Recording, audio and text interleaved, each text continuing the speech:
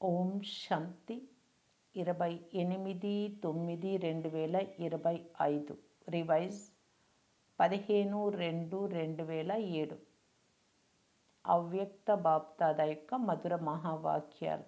సోమరితనము, నిర్లక్ష్యము, సాకులు చెప్పే నిద్ర నుండి మేల్కోవడమే శివరాత్రి యొక్క సత్యమైన జాగరణ. ఈరోజు బాప్దాద విశేషంగా తన నలువైపులా ఉన్న చాలా గారాబు పిల్లలు, చాలా అపురూపమైన పిల్లలు, పరమాత్మ ప్రేమకు పాత్రులైన పిల్లలందరినీ కలుసుకోవటానికి మరియు విచిత్రుడైన తండ్రి తన పిల్లల జన్మదినాన్ని జరిపేందుకు వచ్చారు. మీరందరూ కూడా ఈరోజు విశేషంగా విచిత్ర జన్మదినాన్ని జరుపుకునేందుకు వచ్చారు కదా. ఇలాంటి జన్మదినం కల్పం అంతటిలో ఎవ్వరికీ జరగదు. తండ్రి మరియు పిల్లల జన్మదినం ఒకే రోజు జరగడము అనేది ఎప్పుడు విని ఉండరు. మరి మీరందరూ తండ్రి జన్మదినాన్ని జరుపుకునేందుకు వచ్చారా, లేక పిల్లలది కూడా జరుపుకునేందుకు వచ్చారా? ఎందుకంటే మొత్తము కల్పంలో పరమాత్మ తండ్రి మరియు పరమాత్మ పిల్లల మధ్య ఎంత అపారమైన ప్రేమ ఉంది అంటే జన్మ కూడా జత జతలో జరిగింది. తండ్రి ఒంటరిగా విశ్వ పరివర్తన కార్యము చెయ్యరు, పిల్లల తోడుగా చేస్తారు. ఇలా తోడుగా ఉండే అలౌకిక ప్రేమను, సహచరులుగా అయ్యే ప్రేమను ఈ సంగమ యుగంలోనే అనుభవం చేస్తారు. తండ్రి మరియు పిల్లల ప్రేమ ఎంత గాఢమైనది అంటే జన్మ కూడా తోడుగానే జరిగింది. ఇక ఉండడం కూడా ఎక్కడ ఉంటారు? ఒంటరిగానా లేక తోడుగానా? మేము తండ్రితో కంబైన్డ్గా ఉన్నాము అని పిల్లలు ప్రతి ఒక్కరూ ఉత్సాహాలతో చెప్తారు. కంబైన్డ్గా ఉంటున్నారు కదా, ఒంటరిగా అయితే ఉండడం లేదు కదా. తోడుగా జన్మించారు, తోడుగా ఉంటున్నారు. మరి ఇక ముందు కొరకు కూడా మీ ప్రతిజ్ఞ ఏమిటి? తోడుగా ఉన్నాము, తోడుగా ఉంటాము, తోడుగానే స్వీట్ హోమ్కు వెళ్తాం. ఇంత ప్రేమ ఇక ఏ ఇతర తండ్రి పిల్లల మధ్యనైనా చూసారా? ఏ బిడ్డ అయినా ఎక్కడ ఉన్నా ఎలా ఉన్నా కానీ తోడుగా ఉన్నారు మరియు తోడుగానే వెళ్తారు. కనుక ఇలాంటి విచిత్రమైన ప్రియాతి ప్రియమైన జన్మదినాన్ని జరుపుకునేందుకు వచ్చారు. సన్ముఖంలో జరుపుకుంటున్న వారు కానీ, దేశ విదేశాలలో నలువైపులా ఉన్న వారందరూ కానీ అందరూ కలిసి ఒకే సమయంలో తోడుగా జరుపుకుంటున్నారు. బాప్దాద నలువైపులా చూస్తున్నారు. పిల్లలందరూ ఉత్సాహాలతో మనసులో లోపలే వాహ్ బాబా, వాహ్ బాబా, వాహ్ జన్మదినోత్సవము అనే పాట పాడుతున్నారు. ఒకవేళ స్విచ్ ఆన్ చేసినట్లయితే నలువైపులా ఉన్న ధ్వని, హృదయం యొక్క ధ్వని, ఉత్సాహాల ధ్వని బాప్దాద చెవులకు వినిపిస్తూ ఉన్నాయి. బాప్దాద పిల్లలందరి ఉత్సాహాన్ని చూసి పిల్లలకు కూడా తమ జన్మదినం యొక్క పదమా రెట్ల అభినందనలు ఇస్తున్నారు. వాస్తవానికి ఉత్సవము అంటేనే ఉత్సాహాలలో ఉండడం అని అర్థం. కనుక మీరందరూ ఉత్సాహంతో ఈ ఉత్సవాన్ని జరుపుకుంటూ ఉన్నారు. భక్తుల పేరు కూడా శివరాత్రి అని పెట్టారు. ఈరోజు బాప్దాద భక్త ఆత్మలకు కూడా ఎవరైతే ఈ విచిత్ర జన్మదినాన్ని జరుపుకోవడంలో చాలా బాగా కాపీ చేశారో వారికి కూడా శివరాత్రి జరుపుకునే వారికి శుభాకాంక్షలు ఇస్తున్నారు. మీరు ఈ జన్మదినాన్ని జ్ఞానము మరియు ప్రేమ రూపంలో జరుపుకుంటారు. దానినే భక్తాత్మలు భావన, శ్రద్ధ యొక్క రూపంలో మిమ్మల్ని కాపీ చేస్తారు. కనుక కాపీ చేయడంలో మంచి పాత్రను అభినయించినందుకు ఈరోజు శివరాత్రి జరుపుకునే ఆ పిల్లలకు కూడా శుభాకాంక్షలు ఇస్తున్నాము. చూడండి, వారు ప్రతి విషయాన్ని కాపీ చేశారు. కాపీ చేయడానికి కూడా తెలివి కావాలి కదా. ముఖ్యమైన విషయం ఏమిటి అంటే ఈరోజు భక్తులు కూడా వ్రతాన్ని ఉంచుకుంటారు. వారు ఆహార పానీయాల వ్రతాన్ని ఉంచుకుంటారు. భావనలు వృత్తిని శ్రేష్టంగా తయారు చేసుకునే వ్రతాన్ని ఉంచుకుంటారు. వారు ప్రతి సంవత్సరం ఇలా వ్రతాన్ని ఉంచుకోవాల్సి వస్తుంది. కానీ మీరు ఏ వ్రతాన్ని తీసుకున్నారు?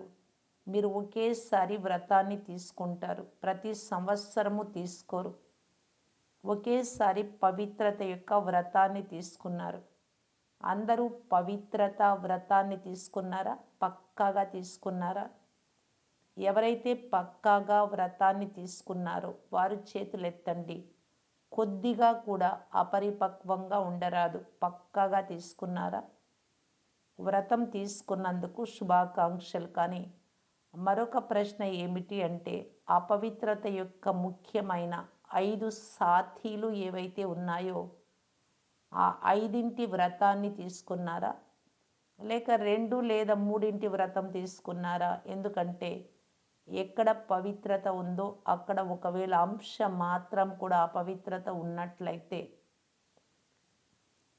వారిని సంపూర్ణ పవిత్రాత్మలు అని అంటారా?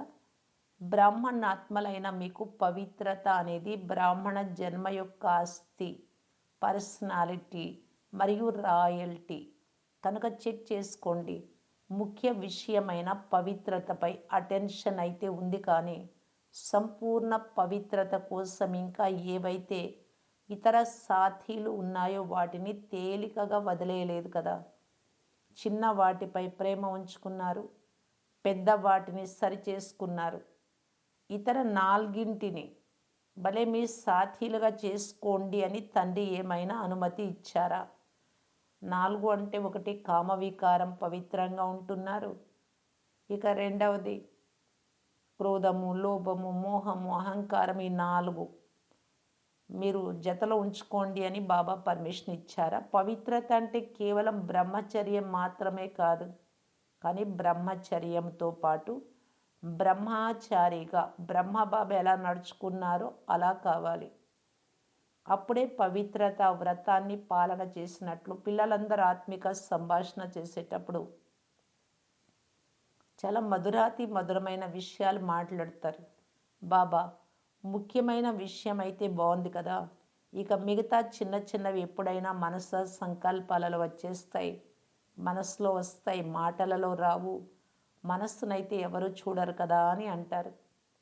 మరి కొందరు ఏమంటారు అంటే, చిన్న చిన్న పిల్ల పాపల పైన ప్రేమ ఉంటుంది కదా, అంటే చిన్న చిన్న తప్పుల పైన. కనుక ఈ 4 పైన కూడా ప్రేమ వచ్చేస్తుంది, క్రోధం వస్తుంది, మోహం వస్తుంది, మేము కోరుకోము కానీ వచ్చేస్తాయి అని అంటారు. బాప్దాదా అంటున్నారు, ఎవరైనా వచ్చినప్పుడు మీరు తలుపు తెరిస్తేనే కదా వారు లోపలికి వస్తారు. మరి మీరు తలుపు ఎందుకు తెరిచారు? బలహీనత అనే తలుపును తెరిచారు. కనుక వికారాలన్నీ మీలోకి ప్రవేశించాయి. బలహీనత అనే తలుపును తెరవడం అనగా ఆహ్వానం చేయడం. బలహీనతలు ఈరోజు తండ్రి మరియు మీ జన్మదినాన్ని జరుపుకుంటున్నారు, కానీ జన్మ తీసుకుంటూనే వ్రతం యొక్క ప్రతిజ్ఞ చేశారు. బాప్దాదా మొట్టమొదట ఏ వరదానం ఇచ్చారో గుర్తు ఉందా? జన్మదినం యొక్క వరదానం గుర్తుందా? ఏమిచ్చారు? పవిత్ర భవ, యోగి భవ. అందరికీ వరదానం గుర్తుంది కదా, మర్చిపోలేదు కదా. పవిత్ర భవ అనే వరదానం కేవలం ఒక్కరి కోసం కాదు, అంటే ఒక్క దానికోసం, అంటే కేవలం కామవికారం కోసమే కాదు, 5 కోసము ఇచ్చారు. ఈరోజు బాప్దాదా ఏం కోరుకుంటున్నారు? మీ జన్మదినాన్ని జరుపుకునేందుకు వచ్చారు, తండ్రి జన్మదినాన్ని కూడా జరుపుకునేందుకు వచ్చారు కదా, శివరాత్రిని జరుపుకునేందుకు వచ్చారు. మరి జన్మదినం యొక్క బహుమతిని తీసుకొచ్చారా లేక ఖాళీ చేతులతో వచ్చారా? స్థాపన జరిగి ఈ క్లాస్ చెప్పేటప్పటికి బాబా 70 సంవత్సరాలు పూర్తి అవుతున్నాయి, గుర్తు ఉంది కదా. భలే మీరు వెనుక ఉండవచ్చు, కానీ స్థాపన జరిగి ఇన్ని సంవత్సరాలు అయిపోయింది. మీరు ఇప్పుడే వచ్చి ఉండవచ్చు, కానీ స్థాపన కర్తవ్యంలో మీరందరూ సహచరులే కదా. ఈరోజు మొదటిసారి వచ్చిన వారైనా సరే అందరూ సహచరులే కదా. ఎవరైతే మధువనానికి మొదటిసారి కలుసుకునేందుకు వచ్చారో వారు తమ చేతులను పెద్దగా ఎత్తండి. మీరందరూ వచ్చి 1 సంవత్సరమైనా 2 సంవత్సరాలైనా కానీ స్వయాన్ని ఏమని పిలిపించుకుంటారు? బ్రహ్మకుమారి, బ్రహ్మకుమారుల లేక పురుషార్థి, కుమారి కుమారుల, పురుషార్థి అంటే ఇంకా ప్రయత్నం చేస్తే కుమారి కుమారులు అంటారా? ఏమని పిలిపించుకుంటారు? ఎవరైనా స్వయాన్ని పురుషార్థి కుమారులము అని చెప్పుకుంటారా? బ్రహ్మ కుమార్ అని సంతకం పెడతారు కదా, అందరూ బీకే అని వ్రాస్తారా, లేక పీకే అంటే పురుషార్థి కుమార్ అని వ్రాస్తారా? కనుక మీ ప్రతిజ్ఞ ఏమిటి? సహచరులుగా ఉంటాము, తోడుగా నడుస్తాము, కంబైన్డ్గా ఉంటాము అని ప్రతిజ్ఞ చేశారు కదా. మరి కంబైన్డ్గా ఉండాలి అంటే సమానత అయితే ఉండాలి కదా. ఈరోజు 70 సంవత్సరాల ఉత్సవాన్ని జరుపుకుంటూ ఉన్నారు. బాప్దాదా చూశారు, ఏ జోను వారిది సేవా టర్న్ ఉన్నా వారు 70 సంవత్సరాల సన్మాన సమారోహాన్ని జరుపుకుంటున్నారు. అందరూ జరుపుకుంటూ ఉన్నారు కదా, కేవలం చిన్న చిన్న బహుమతులు ఇచ్చేస్తారు అంతే. కానీ ఈరోజు ఒకటేమో జన్మదినాన్ని జరుపుకుంటున్నారు, రెండవది 70 సంవత్సరాలు పూర్తి అయ్యాయి కనుక సన్మాన సమారోహాన్ని కూడా జరుపుకుంటున్నారు. అందులో ఏ బహుమతి ఇస్తారు? ట్రే ఇస్తారా? చాదర్ ఇస్తారా? ఏ బహుమతి తీసుకొచ్చారు? వెండి గ్లాస్ ఇస్తారా? కానీ ఈరోజు తమ ఆశల దీపాలైన పిల్లల పట్ల బాప్ దాదాకు శుభమైన ఆశ ఉంది. ఆ శుభమైన ఆశ ఏదో చెప్పమంటారా? చెప్పడము లేక వినడము అంటే ఏమిటి? చెవితో వినాలి మరియు మనస్సులో ఇముడ్చుకోవాలి, అంతే కదా. విని వదిలేయరు కదా. మీరు ఇలాగైతే చెయ్యరు, కానీ మనస్సులోనే ఇముడ్చుకుంటారు. ఈరోజు ఆ శుభ ఆశ ఏమిటో చెప్పమంటారా? మొదటి లైన్ వారు చెప్పండి, టీచర్లు చెప్పండి, తల ఊపండి, మంచిది. జెండాలు ఊపుతున్నారు.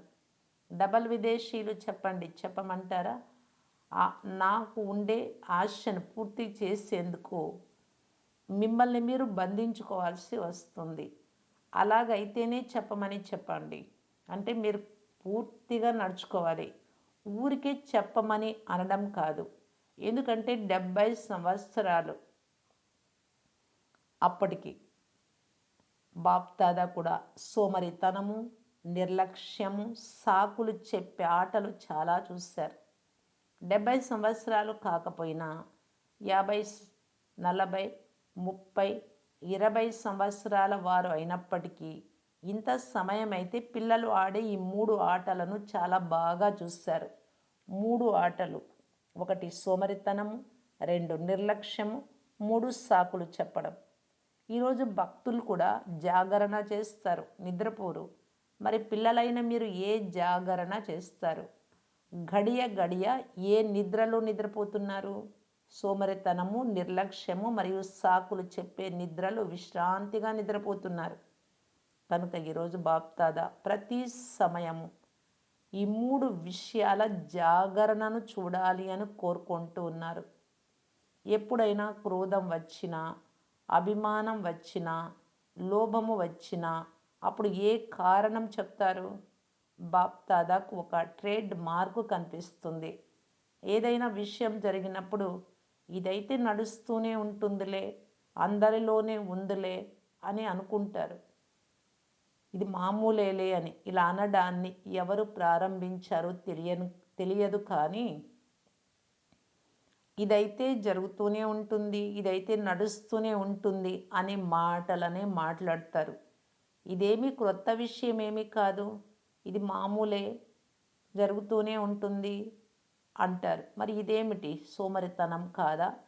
చాలామంది క్రోధం నుండి రక్షించుకునేందుకు వీరు కూడా చేస్తారు కదా, వీరు చేశారు అందుకే నేను చేశాను అని అంటారు.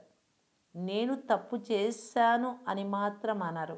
వీరు అలా చేశారు కదా, ఇలా జరిగింది కదా, అందుకే ఇలా జరిగింది అంటారు.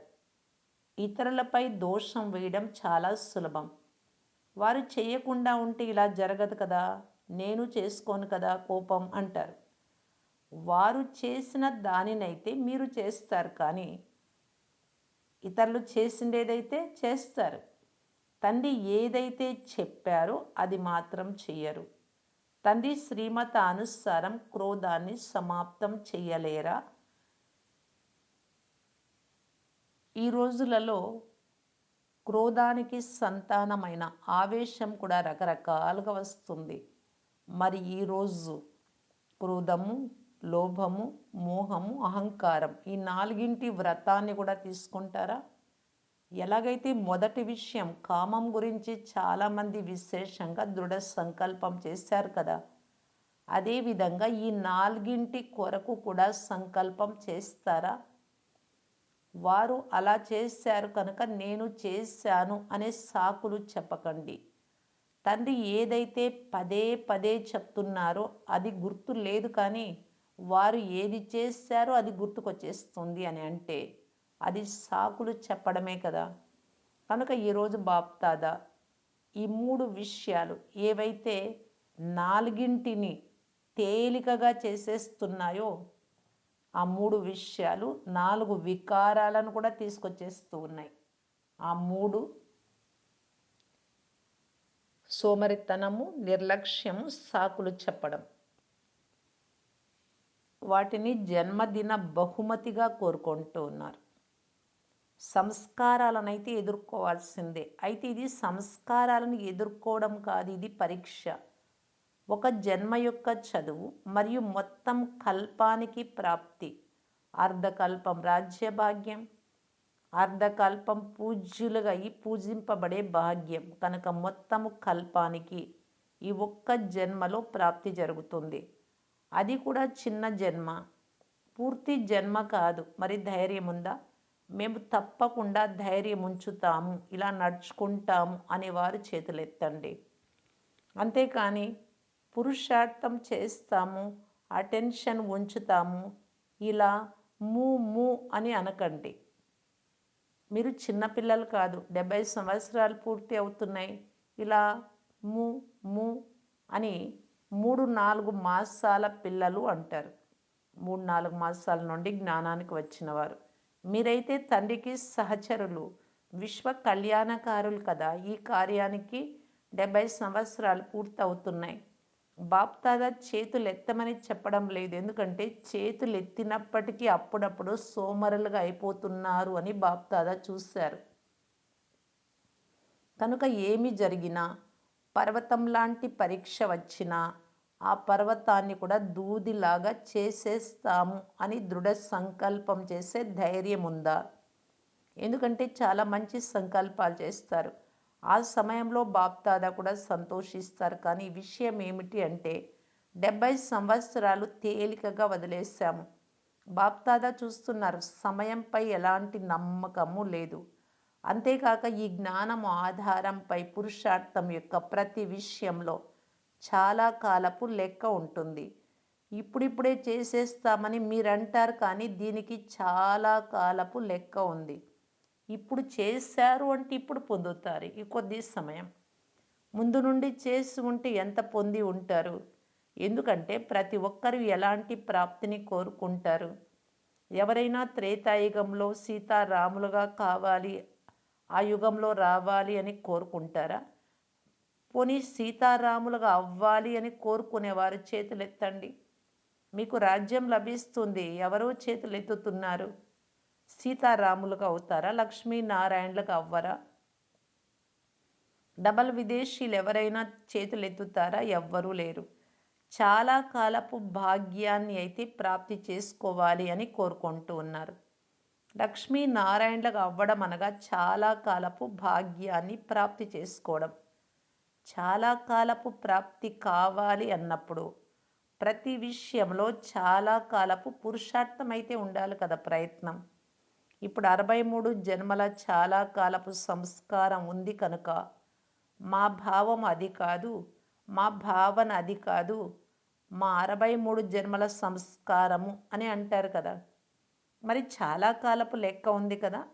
కనుక బాప్దాదా కూడా కోరుకునేది ఏమిటి అంటే సంకల్పంలో దృఢత్వం ఉండాలి. ఆ దృఢత్వంలోనే లోపం వచ్చేస్తుంది. అయిపోతుందిలే, నడుస్తుందిలే, ఇలాగే నడవనీలే, ఎవరు తయారయ్యారులే, ఇలా అంటూ ఉంటారు. బాప్దాదా ఈ మాటలన్నీ నోట్ చేశారు. మరొక మంచి మాటను కూడా అందరూ మాట్లాడతారు. తమలో ధైర్యము లేక మహారథులు కూడా ఇలాగే చేస్తారు. మేము చేస్తే ఏమైంది అని అంటారు. కానీ బాప్తాద అడుగుతున్నారు, ఏ సమయంలో మహారథులు పొరపాటు చేస్తారో ఆ సమయంలో వారు మహారథులా? మరి మహారథుల పేరునెందుకు చెడిపేస్తున్నారు? ఆ సమయంలో వారు మహారథులే కాదు కనుక మహారథుల పేరు చెప్పి స్వయాన్ని బలహీనం చేసుకోవడము అంటే అది మిమ్మల్ని మీరు మోసగించుకోవడమే. ఇతరులను చూడడం సహజం, స్వయాన్ని చూసుకోవడానికి కొద్దిగా ధైర్యం కావాలి. కనుక ఈరోజు బాప్దాదా లెక్కాచారాన్ని సమాప్తం చేయించే బహుమతి తీసుకునేందుకు వచ్చారు. బలహీనతలు మరియు సాకులు చెప్పే లెక్కాచారం యొక్క చాలా పెద్ద పుస్తకం ఉంది. దానిని సమాప్తం చేయాలి కనుక మేము చేసి చూపిస్తాము, చేయాల్సిందే, వంగాల్సిందే, మారాల్సిందే, పరివర్తన సమారోహాన్ని జరుపుకోవాల్సిందని సంకల్పం చేస్తాము అని భావించేవారు చేతులెత్తండి. దృఢ సంకల్పం చేస్తారా లేక నడిపించే సంకల్పం చేస్తారా? నడిపించే సంకల్పం కూడా ఉంటుంది, తప్పులు జరుగుతూ ఉంటాయి. దృఢ సంకల్పం కూడా ఉంటుంది. మరి మీరందరూ దృఢ సంకల్పం చేస్తారా? దృఢ సంకల్పం చేస్తారా? మధువనం వారు చేతులెత్తండి. ఇక్కడ ఎదురుగా మధువనం వారు కూర్చుంటారు. చాలా సమీపంగా కూర్చొనే అవకాశం ఉంది. మొదటి సీటు మధువనం వారికి లభిస్తుంది. బాప్దాదా సంతోషిస్తున్నారు, ముందు కూర్చున్నారు కనుక అన్ని విషయాలలోనూ ముందే ఉండాలి. ఈ రోజుటి బహుమతి అయితే గొప్పదిగా ఉంది కదా. బాప్దాదాకు కూడా సంతోషంగా ఉంది, ఎందుకంటే మీరు ఒక్కరే లేరు. మీ వెనుక మీ రాజధానిలోని మీ రాయల్ కుటుంబము, మీ రాయల్ ప్రజలు, తర్వాత ద్వాపరం నుండి వచ్చే మీ భక్తులు, సతో రజో తము 3 ప్రకారాల భక్తులు, ఇలా మీ వెనుక పెద్ద లైన్ ఉంది కనుక మీరేం చేస్తారో అది మీ వెనుక ఉన్న వారందరూ చేస్తారు. మీరు సాకులు చెప్తే మీ భక్తులు కూడా చాలా సాకులు చెప్తారు.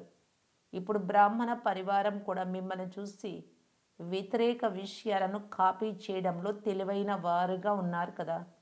కనుక ఇప్పుడు దృఢ సంకల్పం చేయండి.